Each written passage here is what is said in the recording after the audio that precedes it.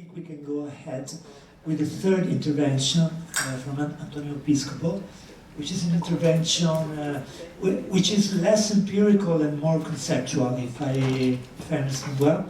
And it's about the hermeneutics of data. And so thank you, Antonio. The floor is yours. Thank you. So as already Lorenzo told you, and from the title you can already have a feeling that it's not going to be the presentation of some results. It's not about a research. It's about sharing with you a model that we have been developing, Speech for Italy. I'll go in a second, step by step. And I was wondering whether, and this is a question we will be responding together at the end of this session, whether the topics and the perspective I am going to share with you is of some interest or value in a community that actually normally reflects and uses, of course, empirical data and empirical approach. So it's an hypothesis that I believe that this could be, for me for sure, interesting to have a confrontation or actually having a talk with you on this approach. And I hope it will be interesting from you also knowing what are actually the roots of the system that we developed for our self-monitoring and evaluation of our activities. So I am Antonio Piscopo. I am the Deputy CEO of Teach for Italy. As you might already have understood, my background is not empirical. My background is more philosophical, and I am not a researcher. So this will explain a lot of my perspectives. But nonetheless, I think it's time to start. This is Teach for Italy. It's a young program started in 2020. We are right now still a very small program with 70 fellows, which means 70 teachers teaching in schools of all grades, from primary to higher secondary schools. And our fellows are located in 10 Italian regions. Right now we have 35 alumni that completed our 2 years program. Our mission is basically, and our focus is to give a contribution to public schools in Italy, but not just in Italy. I'll go to this in a couple seconds. In order to try together with other teachers, with principals, with communities, to contrast, to fight what we call education inequality. So the fact of this, the strong interrelation between success, academic success, and more, and background of the provenience of the children. This is a topic, of course, that has been debated in this context since yesterday, and every year has a special attention. And this is our mission. We are part of a global organization which is called Teach for All. I just realized that this is in Italian. I'm sorry. I hope that everybody can understand. We are in 62 countries, and which means we are part of a network composed of 62 independent national organizations. You can see the numbers. So we have 15,000 teachers across the globe, and in the meanwhile, since the start of this program, 83,000 alumni spread across the world. The vision that we share with all our colleagues across the world is the same. Of course, the specificities of our programs are very national and related to the characteristics of our respective context. So this is, in a glimpse, our program. So there is a preparation training of our fellows that are normally people that want to teach or already are teaching. So some of them are system teachers, some of them are people or beginners in the school system, and they are just about to start teaching. And we help them, of course we train them in the summer, before then they go teaching in the schools in the 10 regions I mentioned previously. Then, of course, the focuses of first year is more related to didactical, pedagogical issues or approaches and questions. So there is a system we have to accompany the development of our teachers through specific and one-to-one coaching. On the second year, the vision and the perspective of our teachers is a bit broader, and we ask them to not just focus on didactic and pedagogy, but also to look around in the community and to try to involve also pieces of the community into the educational work. And then, of course, after the second year, there is a track, what we call an alumni track. We keep following or staying in touch, keeping in touch with our alumni, because we believe in that people that had that participated to our program basically should be keeping being involved into the same kind of cause or mission throughout their career, and independently from the jobs or the positions they will be having in the following years. But this is just an introduction about just to have the references of our organization. And this is, let's go starting into the model that we shaped 3 years ago, our monitoring, evaluation, and learning system. And these are some of our guiding principles. You can see for us, basically monitoring evaluation is something that is exquisitely, for our purposes, a tool for learning, to improve learning, which means for us also to accelerate impact, or to have a leverage, an additional leverage for not just for the organization, centrally speaking, but for all our stakeholders, which means for our teachers that we call fellows, for our students, for the parents, and for the principals we cooperate with, to have specific and additional tools to have an eye on some specific dimensions throughout every year. So basically this is the overall structure of our approach. Basically, as every tool or every approach related to monitoring and evaluating a system, of course, start with collecting data. Of course, then we analyze data. The specificality, or one of the specificalities of our system, is that the data, whatever data we collect, we give them back to the stakeholders that generated them. And we interpret the data together with them. And when I say we, of course, it's not centrally steered. So it means that, of course, our we call program managers, so the people that follow the professional development of our fellows or teachers, basically give back the data collected and generated by our fellows and interpret them together with them. The same, our fellows do the same with their students. So they collect data with their students and they interpret the data with the students, trying to understand what kind of changes are needed or necessary in the classroom environment, or even broader in terms of well-being, in terms of didactical approaches or learning methodologies. Our teachers ask for feedback, basically. The same they do with parents.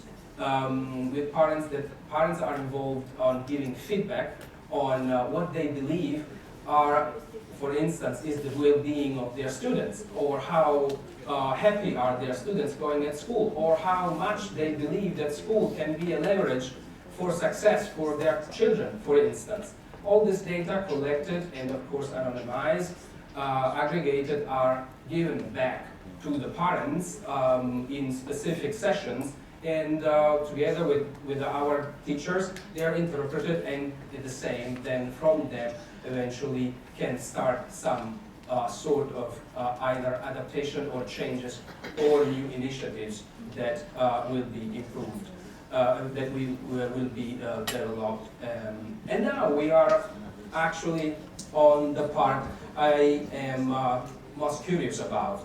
So, as you saw, I told you our monitoring, evaluation, and learning system is based on the principle of circularity of data and learning, which means constant interaction and interpretation about and on data with the stakeholders. So when we developed this system, we were aware of the fact that in Italy, but not just in Italy, it's in the Western countries especially, it's common.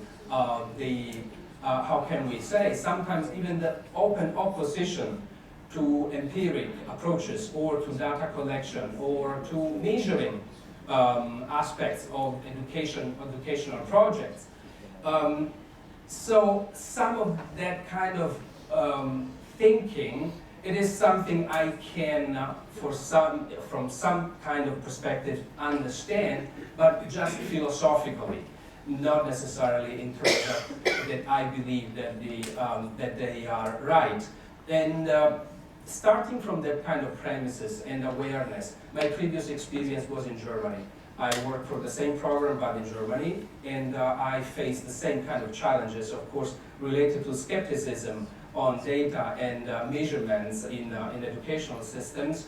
And so we tried to reflect a bit more deeply about the roots of this skepticism, or eventually even ostracism in respect of quantitative approaches in education. And this analysis basically led me back to some reflections that involved some actually political, philosophical reflections about the development of what is basically science, and what is science applied to education. It is, of course, for us as something that is absolutely normal and common and something good, because it is proved that these approaches, of course, bring some advantages for the kids and for their success. But I had a glimpse in the recent years on the evolution about what I can call the roots of our monitoring, evaluation, and learning systems. Basically, you can say, I wanted to share with you 7 examples, 7 approaches, and an evolution in respect to what is science and what is science in terms of application in the educational system.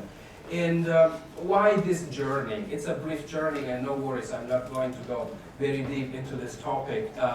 But I'm curious about this, and what are your thoughts about that? Because look, have a look together with me. Our journey started with Pico della Mirandola. You can read it. This is like his manifesto, and his manifesto was also the manifesto of humanism. Humanism basically put at the center of the universe, for the first time after a couple of centuries, the human being and his responsibility or his ability to shape himself based on his capabilities. And this is what Pico della Mirandola, basically we can take, or we can use Pico della Mirandola as an exemplary station, a starting station of this new approach in Western culture on what is self-determination and what is the role of reason, of the human reason. So after after some time, we know that the accentuation in Europe, stressing the key role of reason and science grew immensely throughout the centuries. and with several setbacks, of course, and with some of them were really painful setbacks.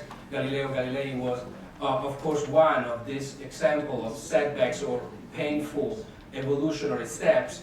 And then we go through when we had some French philosophers like Descartes basically founding the new approaches of the philosophy or understanding the world and analyzing the world on expressly for the first time on the fact that my reason, my identity is based on the fact that I can actually think.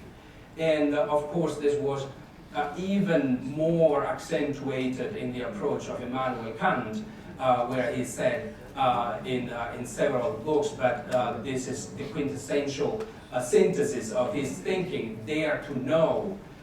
So basically founding and grounding the ability of the human being to have a relation with the world on their skill, on our skills of understanding and using our reason.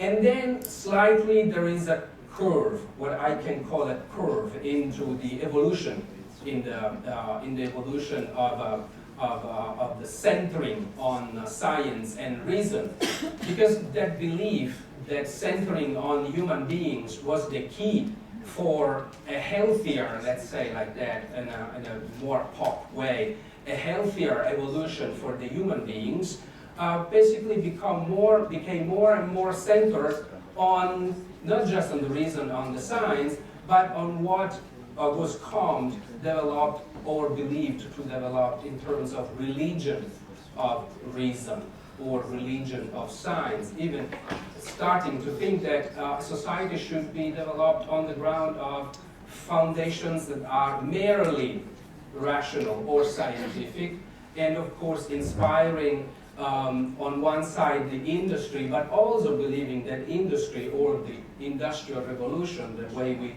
we call it now, could be also a model to be inspired from in order to shape better societies. And from that moment on begins some reactions. From that moment on begins some of the reactions that we all know, reactions in terms of questioning that the sole reason or the sole empirical or positivistic approaches to explaining nature and human beings could be actually a positive one.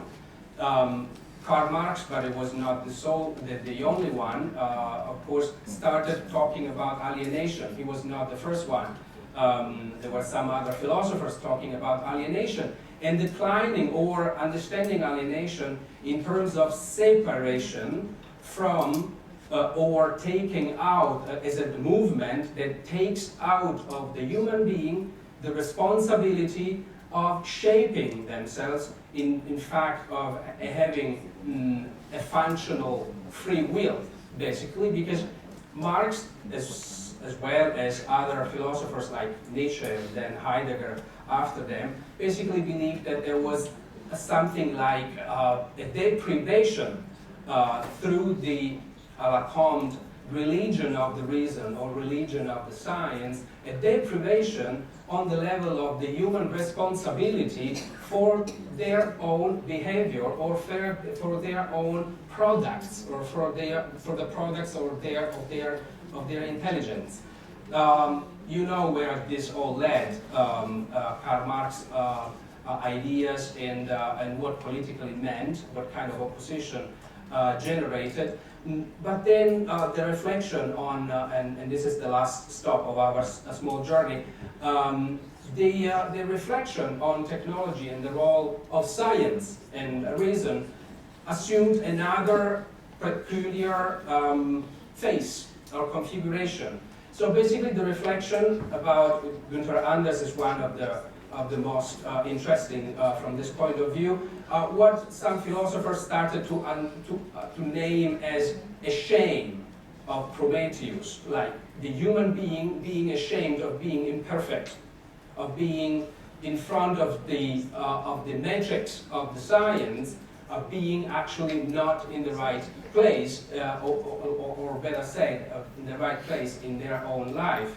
And after that, we know what happened in Europe mostly. After that, what we can briefly and very quickly call postmodernist approaches arose.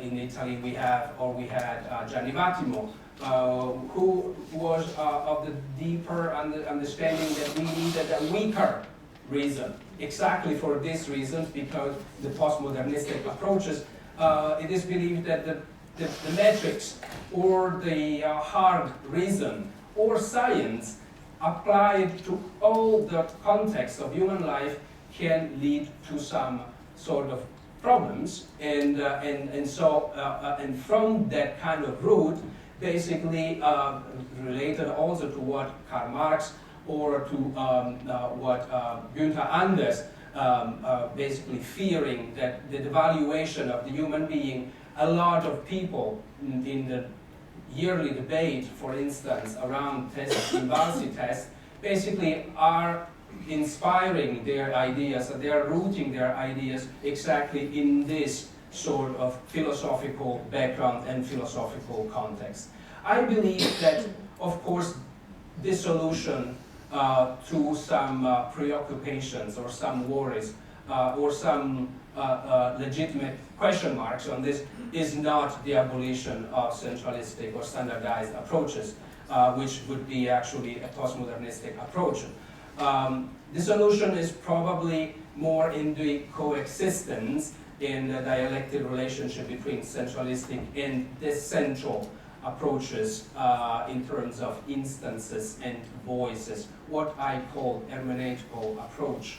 And our TFI, Teach for Italy, monitoring evaluation system wants to be a contribution, actually, to overcome the fracture that started exactly in the modern age, and overcoming this fracture from the schools. And how do we do this? I showed this already at the beginning. The circularity. Data are collected and data are restituted and or given back, and data are interpreted together to build sense and meaning together with the communities or the stakeholders that generated the data. And for doing so, just some examples. We have some instruments or some tools that we call Student's Voice. I explained this some minutes ago. As well as the Parent's Voice, and are tools or approaches that allow to our teachers, first of all, to listen to the voices, but not just relating the voices on a scale of performance, but on a broader scale. What we also call a scale related to the development of student leadership skills, which means trying to enable students being just protagonists, owners of their own journey, educational journey. So for doing this, I am going to close. For doing this, we use also some technologies. Of course, we built a data and learning hub that serves our students as well as our teachers and as well as our parents. All of them have access to this platform in an anonymous way, and they can see their own data aggregated, and they can, on the base of this data and the graphics they can see, they can have an informed discussion and interpretation all in terms of what are we doing and what the facts are telling us relating our reflection to our classroom and to our learning on facts and on evidence. So for us, giving back data is the key. Giving back and interpreting hermeneutically the data is the key to try starting overcoming what I call this fracture starting in the modern age. And we have been seeing, of course, not yet evaluating empirically, we have been seeing some interesting aspects related to these approaches that we are going to measure and evaluate in the coming years. So I think that I hope that this approach and this provocation, if you want, was of some interest for you, and I am very curious eventually to hear some questions or observations. Thank you so much.